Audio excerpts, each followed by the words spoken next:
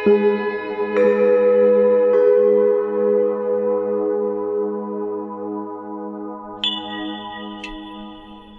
के सवाल में आज का प्रश्न मन्नत को लेकर है। मन्नत जिसे कि हम मनौती भी कहते हैं, अर्थात संसार में कई बार हमारा कोई ऐसा काम फंस जाता है कि जिसके बिना लगता है कि यदि यह काम पूरा नहीं हुआ तो जीवन निस्सार रह जाएगा, जीवन में बहुत बड़ी कमी आ जाएगी। और उस काम को पूरा करने के लिए मनुष्य एड़ी चोटी का जोर लगा देता है, और हर जोर लगाकर जब वह हार जाता है तब किसी न किसी के दर पे जाता है। इंसानी दर से जब हार मान लेता है तब परमात्मा के दर पर जाता है। सबके अपने अपने दर हैं, वहाँ जाकर वह मन्नत मांगता है कि यदि मेरा यह काम हो गया तो मैं आपके दर पर आकर यह करूँगा। कोई कहता है मैं भंडारा करूँगा, कोई कहता है कि मैं यहाँ की सीढ़ियाँ बनवा दूँगा, कोई कमरा बनवा दूँगा। अर्थात जिसका जैसा भाव होता है वह उसी प्रकार की वहाँ पर मन्नत पूरी होने के बाद वादा निभाने की कसम खाकर आता है। मन्नत पूरी होने को लेकर एक प्रश्न आया है। आप प्रश्न सुनिए और प्रश्न सुनने के बाद सारी मन की स्थिति स्पष्ट हो जाएगी कि प्रश्न पूछने वाला क्या चाह रहा है। क्या वह दोष से बचना चाहता है या अपने वादे से बचना चाहता है? कहाँ वह अपना बचाव करना चाह रहा है या कुछ सीखना चाह रहा है, समझना चाह रहा है, अपने मन की उलझनों को सुलझाना चाह रहा है? ये सारी बात प्रश्नकर्ता के प्रश्न से ही आप स्वयं जानेंगे। प्रणाम गुरुजी, मेरा नाम ललिता है और मैं लुधियाना से बात कर रही हूँ। मैं आपके मन के सवाल सीरीज़ बहुत अच्छे से देखती हूँ, सभी देखती हूँ, और बहुत से मेरे डाउट भी इससे क्लियर हुए हैं। जो मुझे मन में संदेह था, कभी कोई कहता है ये ना करो, वो ना करो, तुम्हें ऐसा करना चाहिए था, मेरे बहुत से डाउट इससे क्लियर हुए हैं, जिससे मेरे मन को बहुत शांति मिली है।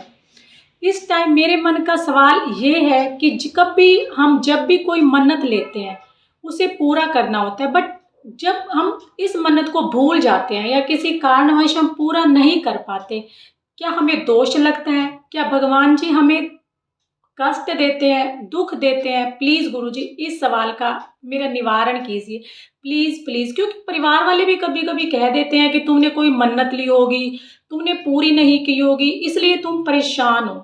जब हम परेशानियां बढ़ जाती हैं तो हम कभी कभी मन्नत ले लेते हैं कि भगवान जी आप मेरी ये मन्नत पूरी कर दीजिए, मैं आपके दर पे आऊँगा, बट फिर हम कभी भूल जाते हैं। तो प्लीज़ गुरुजी इसका निवारण कीजिए, प्लीज़ प्लीज़। नमस्कार। मेरे पास एक सज्जन आए और पूछने लगे थे कि मेरे 3 लड़कियां थी और हर बार लड़के की चाह में मैंने न जाने कितने कितने देवी देवताओं के आगे जाकर नाक रगड़ी, सिर पटके, लेकिन कुछ ना हुआ। फिर किसी ने मुझे कहा कि यहाँ जाओगे तो मन्नत पूरी हो जाएगी। मैं वहाँ चला गया, मन्नत पूरी हो गई, और पूरी होने के बाद मैंने कहा कि अब मैं तुम्हारे दरबार में आकर सोने का छत्र चढ़ाऊँगा यदि ये मेरी मन्नत पूरी हो गई तो। ये वादा मैं कर आया था। अब 3 लड़कियों के बाद लड़का भी हो गया और मेरा जाना नहीं हुआ। फिर लड़के की पढ़ाई भी हो गई और अब लड़के की शादी के लिए लड़की देख रहे हैं। तो आज तक तो हम अपने वो सोने का छत्र चढ़ाने की बात पूरी नहीं कर पाए, तो क्या इतने लंबे समय बाद जाकर हम अपना वादा निभा सकते हैं जो हमने मन्नत मांगी थी? अभी भी पूछ रहे हैं कि क्या हम चढ़ा आए वहाँ जाकर। मैंने कहा छोड़ो ना, अब तो भगवान भूल भाल भी गए होंगे। कहाँ तुमने कब कहा था? इस समय 27 साल हो गए, 27 साल में वो फाइल कहाँ मिलेगी भगवान को? छोड़ो, कोई ज़रूरत नहीं है। वे बोले लेकिन डर लगता है कि कहीं भगवान अब बदला ना ले इस समय आकर। अब देखिए अभी भी डर के मारे जा रहे हैं। पहली बार जब दर पर गए तो लोभ के कारण, लालच के कारण कि पुत्र हो जाए, कोई जाता है कि नौकरी लग जाए, कि मेरी यह इच्छा पूरी हो जाए, और देवी देवताओं की कृपा से वह इच्छा पूरी भी हो जाती है। और फिर बरसों बरसों नहीं जाते और कहते हैं बाद में कि क्या अब चले जाएं।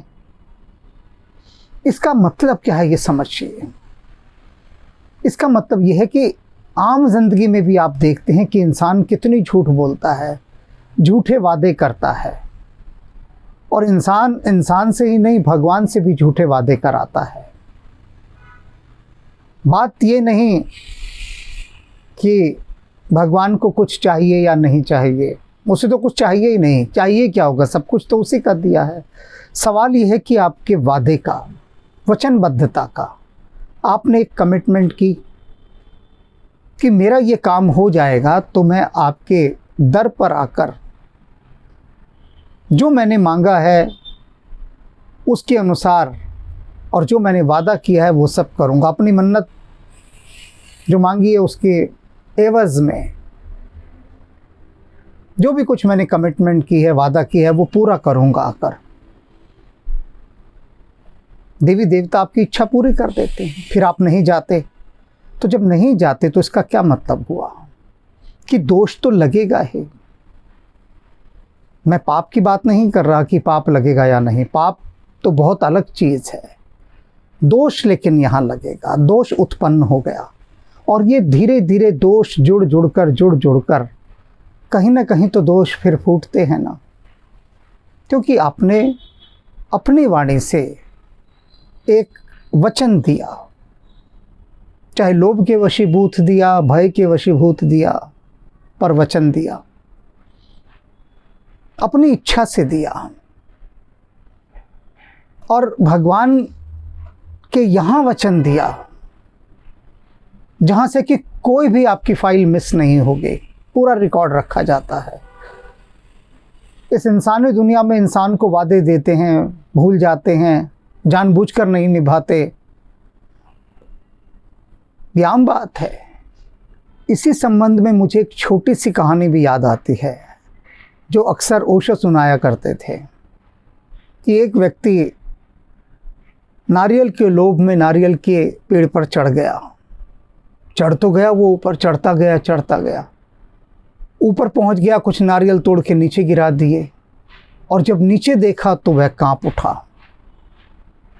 कि इतना ऊपर चढ़ाया, अब वो नीचे कैसे उतरे। डर लगने लगा तो कहने लगा कि मैं किसी तरह से नीचे उतर गया ना प्रभु, तो मैं 100 गरीब लोगों को भोजन कराऊंगा। हिम्मत आई मन में कि भगवान से मैंने एक वादा किया है तो वो मदद करेंगे। अब मदद भी की, उसको हिम्मत दी, थोड़ा उतरा। उतरते उतरते उसने देखा कि काफ़ी उतर गया है, तो बोला कि भगवान 100 तो ज़्यादा रहेंगे, 50 बहुत हैं, 50 गरीब लोग बहुत हैं, बस आप मुझे नीचे उतार दीजिए, 50 लोगों को भोजन करा दूंगा। और भगवान ने उसे और आधा रास्ता नीचे उतार दिया। फिर वह बोला 25 बहुत हैं, 100 तो बहुत ज़्यादा थे, इतनी तो ऊंचाई भी नहीं थी कि 100 को कराऊं मैं, ये तो गलत बात है। खुद ही सवाल कर रहा है, खुद ही जवाब दे रहा है। करते करते जब नीचे तक आ गया, ज़मीन उससे कुछ 2-4 फुट ऊपर रही, और कूद के जब वो ज़मीन पर आया तो बोला कि भगवान ये तो नाइंसाफ़ी है, नाइंसाफ़ी। 100 गरीब लोगों को मैं भोजन कराऊंगा तो मैं तो लुट जाऊंगा, एक बहुत है, बस एक को मैं भोजन कराऊंगा। अब इसे माड़ी नीयत कहते हैं कि ऊपर से कहाँ से 100 व्यक्तियों से शुरू हुआ और धीरे धीरे आते आते एक पर आ गया। तो चित्त की वृत्ति कैसी है कि वादा ना निभाने की, झूठ बोलने की, वचन देकर मुकर जाने की, ये मन की वृत्तियां हैं। इन्हें समझिए। ज़रा ज़रा सी बात पर लोग झूठे वादे करते हैं, ज़रा ज़रा सी बात पर, और भगवान से तो न जाने कितने झूठे वादे करते हैं। भगवान की कसमें खा लेंगे ऐसे ही बस। वो कहते हैं बिगड़ेगा तो भगवान का बिगड़ेगा, हमारा क्या बिगड़ना है, खा लो कसम। ये बात जान लीजिए, जीवन में यदि किसी से भी कोई वादा किया है, अपनी ओर से पूरी इच्छा होनी चाहिए कि निभाया जाए अपनी ओर से। और ना निभाए जाने की स्थिति में अगर आ गए हैं, होता है कई बार ऐसा, हालात ऐसे नहीं होते कि वादा निभाया जा सके, तो जिससे वादा किया है उससे जाकर हाथ जोड़कर माफ़ी मांगकर माफ़ी ले लेनी चाहिए कि वो मुक्त कर दे आपको उस वचन से, तो फिर दोष नहीं रहता। तो इन सारी बातों को गहराई से समझना होगा। तो इस बात को भीतर से जानना है कि यदि कहीं पर कोई मन्नत मांगी है और वह पूरी हो गई है, तब जाना बनता है। इसे मॉरल रिस्पॉन्सिबिलिटी भी कहते हैं और एक आपका व्यक्तित्व भी कहते हैं। और फिर आप अपराध बोध के दोष से तो ग्रसित हो गए ना। अब ये जितने भी लोग मेरे से पूछने आते हैं कि हमने यहाँ मन्नत मांगी थी, अभी तक हम वहाँ गए नहीं, मन्नत भी पूरी हो गई, तो आप बताइए क्या करें, कोई ऐसा रास्ता बताइए कि सस्ते में काम निपट जाए, यहीं वो पूजा हो जाए। अर्थात कितना स्वार्थी है मनुष्य। ये देखिए कि जब अपनी गरज थी तब तो सारे काम धंधे छोड़कर वहाँ दर पर पड़े रहे कि हे प्रभु ये काम कर दीजिए। परमात्मा ने दया दृष्टि दिखाकर काम कर दिया। और अब जो वहाँ वादा करके आए थे उसका क्या, कह दिया सोने का छत्र चढ़ाऊंगा। अब प्राण निकल रहे हैं कि सोना तो बहुत महंगा है। वो यही कहने लगे कि 27 साल पहले जब मैंने सोने का छत्र चढ़ाने की बात की तब तो सोना बहुत सस्ता था और आज तो सोना बहुत महंगा हो गया है, तो अब छत्र चढ़ाना तो बड़ा मुश्किल काम हो जाएगा। मैंने कहा चिंता क्यों करते हो, जब 27 साल तुमने परमात्मा को बेवकूफ़ बनाया, अभी भी बना दो। क्या तुम वादा करके आए थे कि मैं इतना बड़ा छत्र चढ़ाऊंगा? वे बड़े खुश हो गए, बोले नहीं ये वादा तो मैंने नहीं किया था, बस मैंने कहा था सोने का छत्र चढ़ाऊंगा। तो मैंने कहा बात ख़त्म हो गई, आधे ग्राम सोने का छत्र बनवा लो, चढ़ाया हो जाके, और फिर आकर दुनिया में ढोल भी पीटना, एक बड़ी पार्टी कर लेना 5 स्टार होटल में, सबको इकट्ठा करना कि मैंने मन्नत मांगी कि सोने का छत्र चढ़ाऊंगा और मैं छत्र चढ़ा कर आया हूँ। सब लोग वाह वाह करेंगे कि वाह कितना बड़ा भगत है, देखो सोने का छत्र चढ़ा कर आया, सोने का। और कौन तुमसे साइज़ पूछ रहा है कि कितना बड़ा साइज़ था। तो मैंने देखा वे प्रसन्न तो हो गए मन मन में कि हाँ ये ठीक रहेगा। बात ये है कि हमारी नीयत कितनी माड़ी हो जाती है कि वे देवी देवता जो हमें इतना दे रहे हैं और जब और दे देते हैं तो हमें लौटाने में कैसे प्राण निकलते हैं। किसी ने मुझसे पूछा कि ये तो रिश्वत हो गई परमात्मा को सीधी सीधी दी जाने वाली, कि आप मेरा काम करोगे तो मैं आपके लिए ये करूँगा। मैंने कहा इससे दूसरे दृष्टिकोण से भी देखिए, इस दृष्टिकोण को तो रहने ही दीजिए, ये रिश्वत वाला। दूसरे दृष्टिकोण से देखिए कि इंसान की जेब से पैसा निकलता कहाँ है। ऐसे ही छोटी छोटी उसकी दुआएं पूरी हो जाए, इस बहाने वह कितना थोड़ा लोक कल्याण का काम कर देता है, समाज कल्याण का काम हो जाता है। वैसे इंसान कहाँ दान दे रहा है, अपने फंसे में ही देता है, कुछ देता है। तो अब उसकी एक मन्नत पूरी हुई, उसने कहा मैं वहाँ पर 500 कंबल बांटूंगा या रास्ता बनवा दूंगा, कमरा बनवा दूंगा, वहाँ पर एक धर्मशाला बनवा दूंगा। ये जो बड़ी बड़ी धर्मशालाएं बनी हैं ये ऐसे ही बने। जो धनवान थे उनको परमात्मा ने और धन दिया, क्योंकि उन्होंने मांगा। मांगने के बाद उनकी इच्छाएं पूरी हुई, तो उन्होंने कहा कि चलो, हमने मन्नत मांगी थी कि हमारी यह इच्छा पूरी हो जाएगी तो हम एक धर्मशाला बनवा देंगे। सराय बनवा दी, कितने यात्री वहाँ पर आकर रुकने लगे। पहले लोग रास्ते बनवाते थे, पेड़ लगवाते थे, कुएं खुदवाते थे। पहले ऐसे मन्नतें मांगी जाती थी कि जिससे वास्तव में परोपकार हो, कि मैं 100 पेड़ लगवा दूंगा, एक कुआं खुदवा दूंगा, ये रास्ता अच्छा बनवा दूंगा, जिससे लोगों को आराम हो।